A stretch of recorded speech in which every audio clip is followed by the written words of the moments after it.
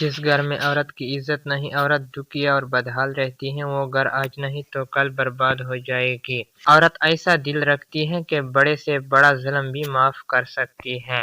وہ جو عورت کی خواہش کی روح کو قوت سے بدلنا چاہتا ہے، بے وقوف ہے۔ عورت سے بے نیاز ہو کر زندگی بسر کرنا ناقابل معافی جرم اور فطرت سے بغاوت ہے۔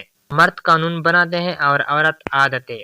ایک عورت صرف ایک راز چھپا کر رکھ سکتی ہے اور وہ ہے اس کی عمر کا راز۔ عورت ایک پہیلی ہے جسے آسانی سے حل نہیں کیا جا سکتا۔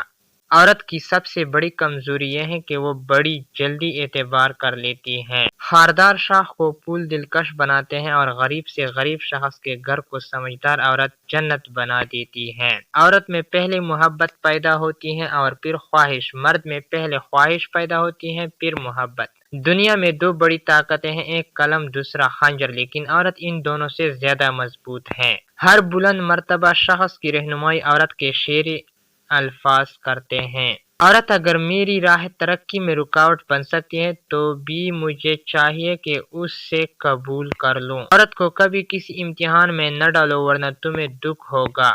ایک پاک دامن عورت پر تہمت لگانا 100 برس کے اعمال غارت کر دینے کے لیے کافی ہے۔ مرد کا امتحان عورت سے، عورت کا امتحان روپے سے اور روپے کا امتحان آگ سے ہوتا ہے۔ عورت کا دل ہمیشہ چاند کی طرح بدلتا رہتا ہے، لیکن اس کا باعث ہمیشہ مرد ہوگا۔ عورت کا بناؤ سنگار اس کے دل کی حالت کا آئینہ دار ہوتا ہے۔ اچھی بیوی ملنے سے بہتر کوئی اور نعمت نہیں ہو سکتی اور بری بیوی سے بدتر خدا کا کوئی عذاب سخت ترین نہیں ہو سکتا۔